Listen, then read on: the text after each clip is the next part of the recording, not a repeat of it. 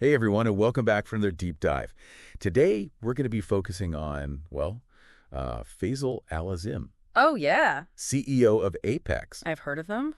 Now, you might know Apex as a leader in event management, but there's way more to his story than just planning parties. Yeah. We've got this podcast interview with Faisal where he kind of spills the tea on his whole career journey and how he, built Apex into this powerhouse in the industry. And honestly, his approach is kind of mind-blowing. Looking forward to it. Yeah, I can't wait to unpack it all with you. I think what's really interesting here is how Faisal's journey mirrors the evolution of technology itself. Oh, interesting.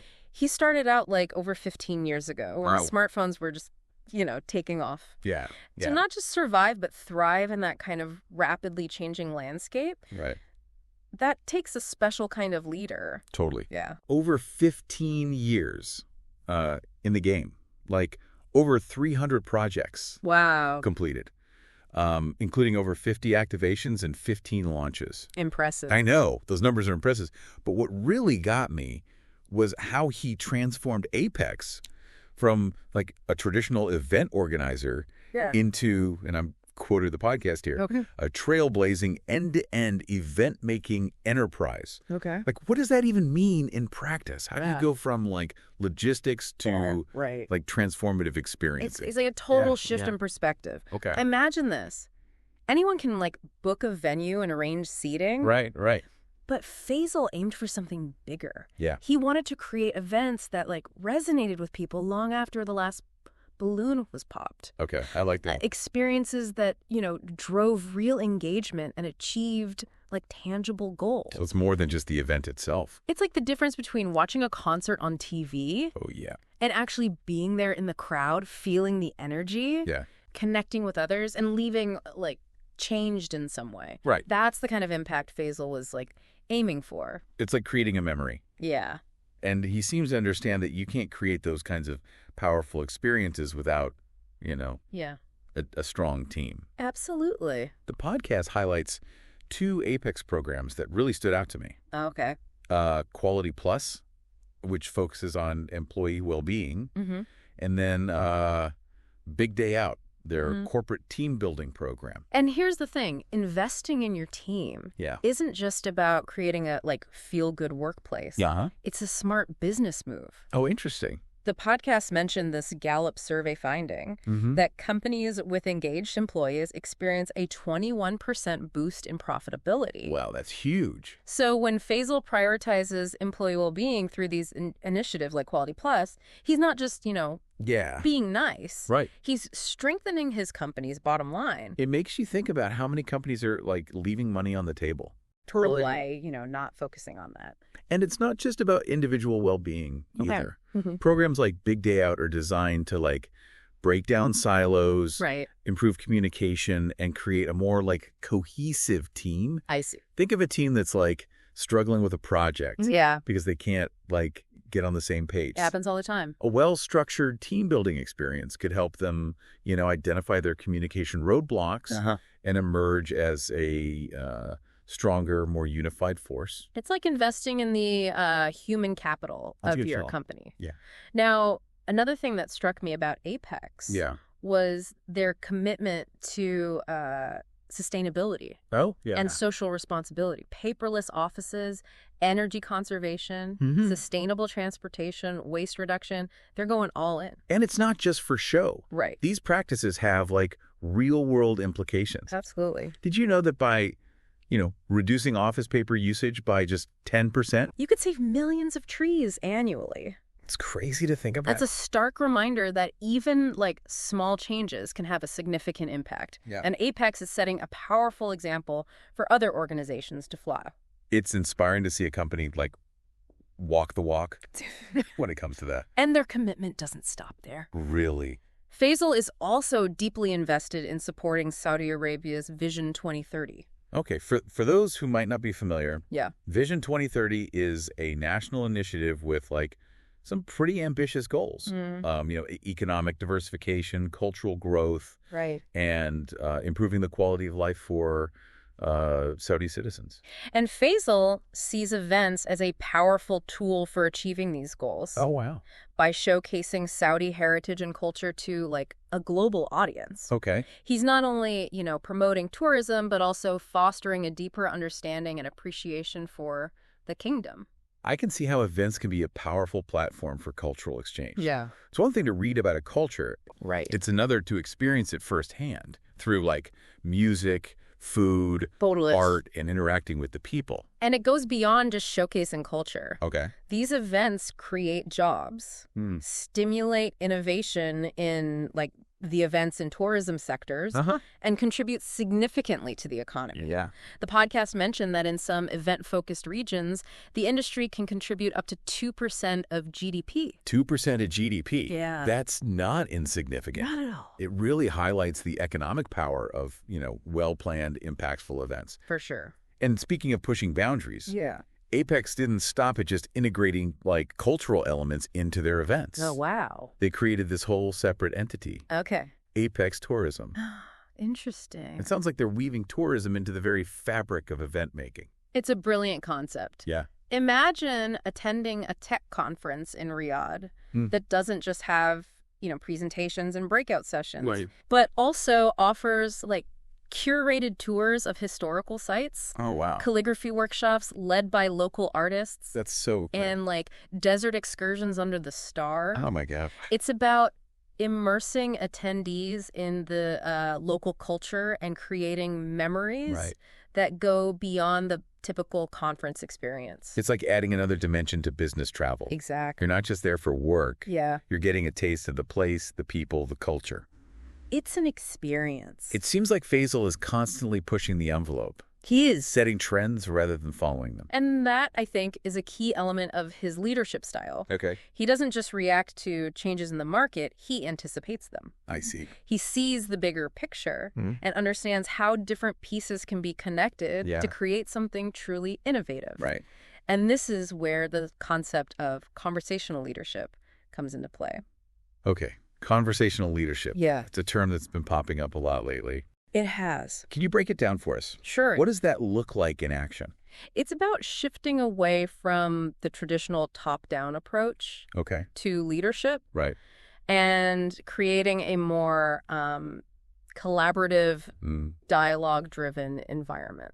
So instead of just, like, barking orders, it's about creating a space where everyone feels comfortable sharing their ideas and perspectives. And we see this reflected throughout Faisal's approach. Okay. Whether it's empowering his team to create those transformative experiences, prioritizing employee well-being, or fostering a culture of open communication. Right. It's all about valuing everyone's voice. And that in turn leads to greater engagement, innovation, and ultimately success. Precisely. It's a win-win. It is. For everyone involved. But it's not always easy to implement. That's what I was thinking. It sounds great in theory. Yeah. But how do you actually foster that kind of environment? Right. Especially in, a fast-paced, high-pressure industry like event management. It's tough. How does Faisal walk the walk when it comes to conversational leadership? Well, you have to be, like, intentional about it. Okay. It starts with building a culture of, trust and respect where everyone feels safe to, like, speak their mind. And that takes time. Effort. And consistent action. Right. It's not something you can just switch on overnight. That makes sense. So it's not just about, talking the talk. Right. It's about creating systems and structures that actually, like, support open dialogue and collaboration. Exactly. And it's about leading by example. Okay. From what I've gathered about Faisal, he's, like, very approachable. Okay. And genuinely interested in hearing from his team. He doesn't just delegate tasks. Right. He empowers people to, take ownership and contribute their ideas. I like that. And when challenges arise, he encourages open and honest conversations to find solutions together. It's like what we were talking about earlier with QualityPlus and Big DAYOUT. Exactly. Those programs aren't just like perks. They're part of a larger strategy to create a work environment where people feel valued, heard, and motivated to do their best work. Precisely. And this approach seems to be like paying off. Yeah. Think about it. Apex has consistently been at the forefront of innovation in the events industry. They're not just keeping up with trends, they're setting them. Right. And you don't achieve that kind of success without a team that's like fully engaged and invested in the company's vision. It's making me rethink my own leadership style. Oh, yeah. I'm definitely going to try to be more intentional about creating space for, dialogue and feedback within my team. I think that's a great takeaway from this deep dive. Yeah. We can all learn something from Faisal's approach. Right. Regardless of our industry or job title. Totally. Leadership isn't just about authority. Yeah. It's about empowering others to reach their full potential. Speaking of empowerment. Yeah.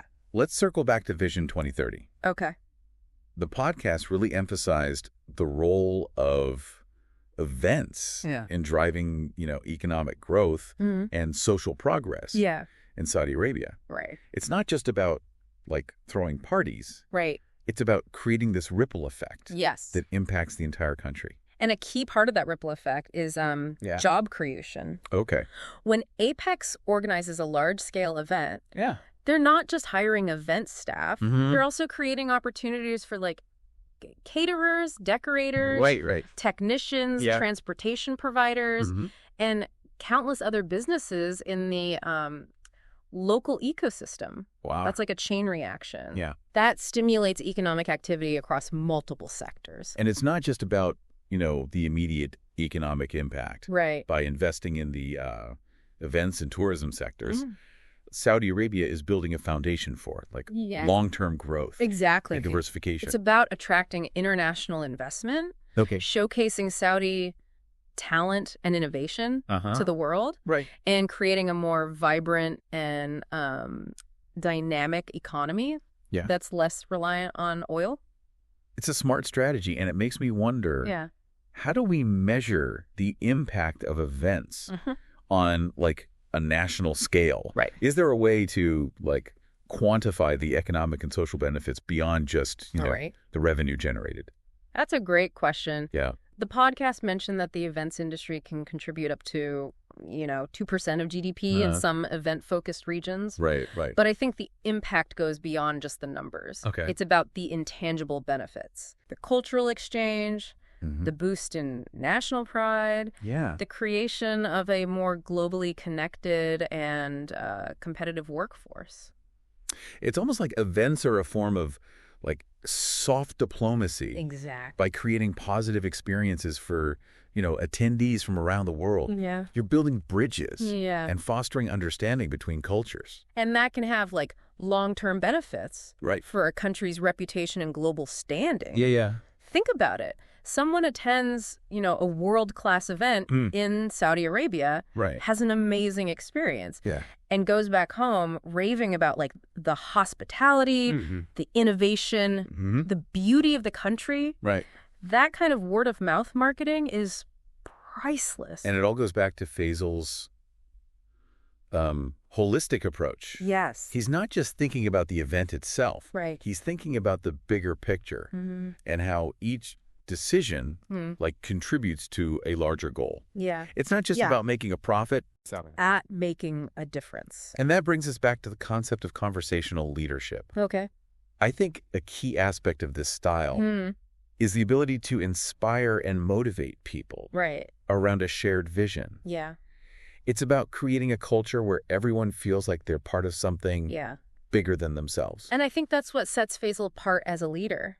He's not just focused on the bottom line. Right. He's driven by a deeper purpose to create positive change. Absolutely. And that's something we can all aspire to. Yeah. Regardless of our profession.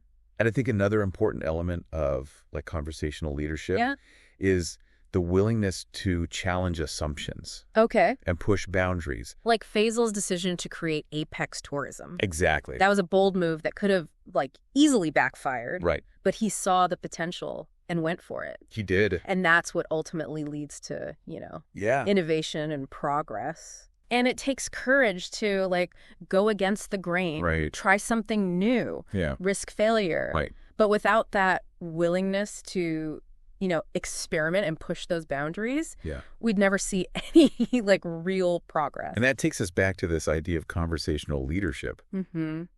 it's not just about having conversations. Right. It's about taking action, making bold decisions, and driving change. It's about translating those conversations into tangible outcomes, into like real world impact. Yeah.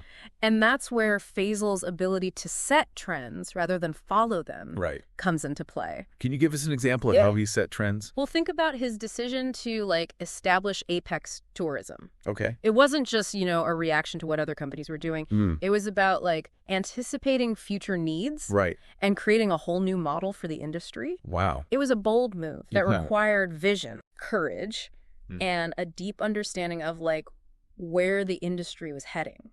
It's like he's playing chess. Yes. While everyone else is playing checkers. Exactly. He's thinking several steps ahead, anticipating the moves, and shaping the game rather than just reacting to it. That's a great analogy. Yeah. And it goes back to his ability to like connect the dots, see the bigger picture, and understand how different elements can work together to create something truly innovative. And if we connect this to the bigger picture, Faisal's leadership style is a powerful example of how to, you know, navigate a rapidly changing world. Right. It's not about clinging to like outdated models. Yeah. It's about embracing change, being adaptable.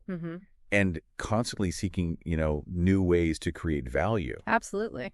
So what does this all mean for our listeners? Yeah. How can they, like, apply these insights to their own lives and careers? It all starts with, like, a shift in mindset. Right. Leadership isn't, you know, a title.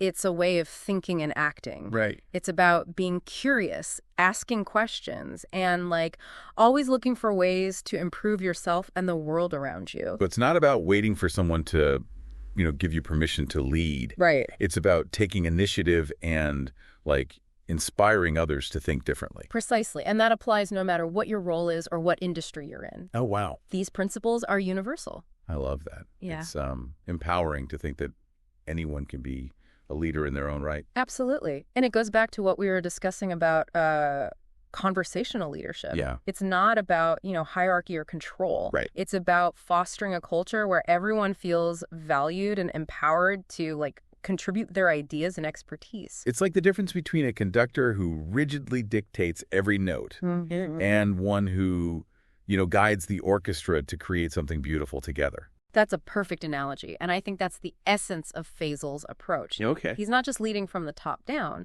He's creating a symphony of collaboration and innovation. I see. He's not afraid to let others shine, and that's what makes him such an effective leader. I'm also struck by his ability to balance, like, big picture thinking with a deep understanding of the details. Right. He's got this grand vision for, you know, transforming the events industry. Yeah. But he's also very, like, hands-on and involved in the nitty-gritty of making things happen. That's a crucial point. Yeah. It's easy to get caught up in the, you know, abstract ideas, but true leadership requires the ability to translate those ideas into concrete actions.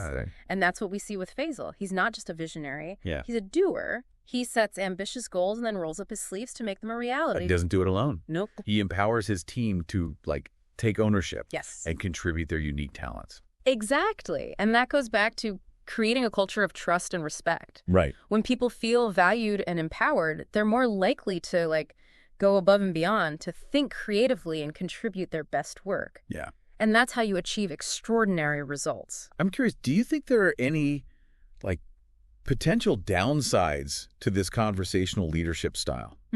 Could it, you know, lead to indecision or a lack of direction in some cases? That's a valid question. Yeah. Like any leadership style, conversational leadership has its challenges. Okay. It requires like strong facilitation skills to ensure that conversations are productive and lead to, you know, clear decisions. And it's important to strike a balance between collaboration and decisiveness. Yeah, yeah. You don't want to get bogged down in endless discussions, but you also don't want to stifle creativity and innovation by being too rigid. It sounds like it requires a leader who's both a strong communicator and a skilled listener, someone who can guide the conversation without, you know, dominating it. Exactly. And that's a skill that takes time and practice to develop. Yeah. It's not something that comes naturally to everyone, but it's definitely something that can be learned. This has been such an insightful deep dive. It has. I feel like I have a whole new perspective on leadership. I agree. It's been fascinating to explore Faisal Al-Azm's journey and unpack the, key elements of his success. Right. And I think the biggest takeaway is that leadership is not about a title or a position. It's about a mindset. Mm-hmm. It's about taking initiative, inspiring others, and creating a culture of collaboration and innovation. So as we wrap up our deep dive into the world of Faisal Al-Azm, we leave you with this final thought. Okay. What conversations are you going to start? What trends are you going to set? Good question. How are you going to embrace the principles of conversational leadership to make a positive impact in your own, sphere of influence? Remember, the power to make a difference is within each of us. I love that. It's about taking ownership, stepping up, and leading by example. Thank you for joining us on this journey into the world of Faisal Al-Azm. We hope you found it as inspiring and thought-provoking as we did. I did. Until next time, keep exploring, keep questioning, and keep those conversations going.